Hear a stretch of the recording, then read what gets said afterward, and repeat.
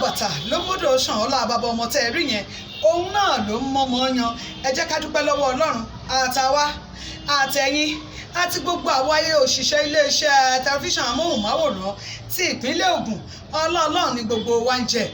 adúpẹ́ lọ́wọ́ Ọlọ́run yẹn kò sì wá ní ìbàjẹ́ lára gbogbo wa. ọmọ Bọ́láńlé Asápajá skẹ́ mama ó ṣe nílérí fún wa pẹ̀lú ògo t'Ọlọ́run pé ní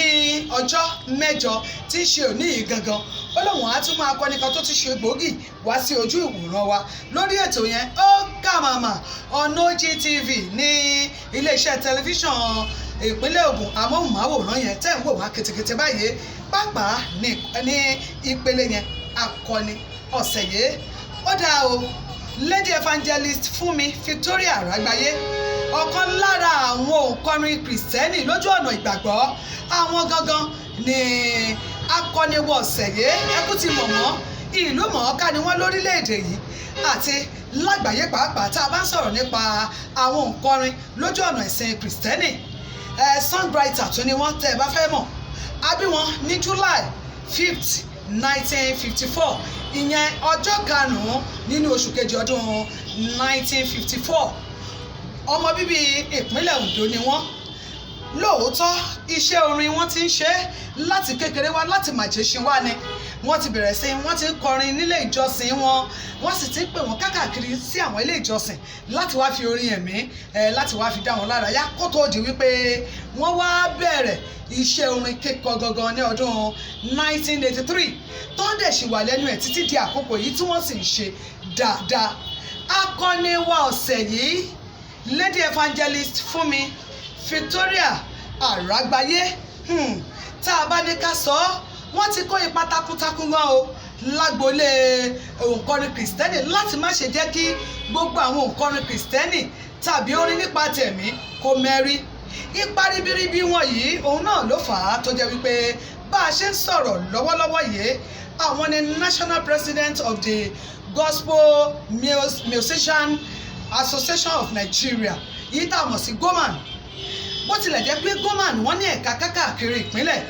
lórílẹ̀‐èdè Nàìjíríà yìí Akoni Oseyi àwọn ní nọ́mbà ẹni wọn bí àṣà àwọn kan nọ́mbà àkọ́kọ́ ni wọ́n ìdí àti ìtumọ̀ tí wọ́n fi ń pè wọ́n ní ààrẹ nìyẹn fún ẹgbẹ́ GOMAN lóòótọ́ wọ́n lọ sí ilé ẹ̀kọ́ alákọ̀ọ́bẹ̀rẹ̀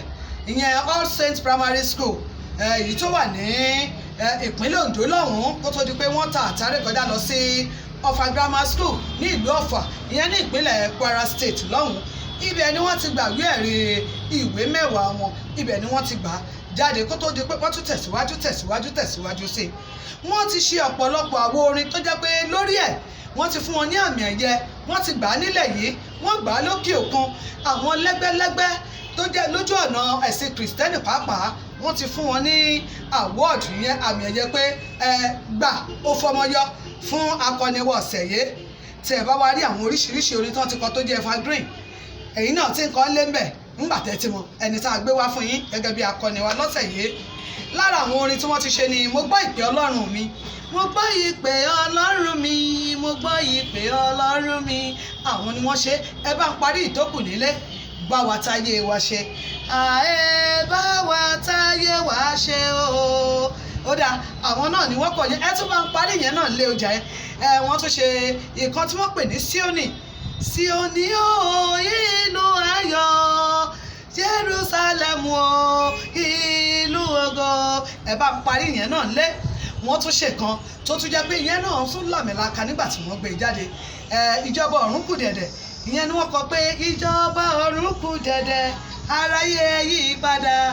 olùdájọ́ ayé ń bọ̀ tí yóò béèrè lọ́wọ́ rẹ báwo ló ṣe lò ó báwo ló ṣe ṣe sí ìgbésí ayé rẹ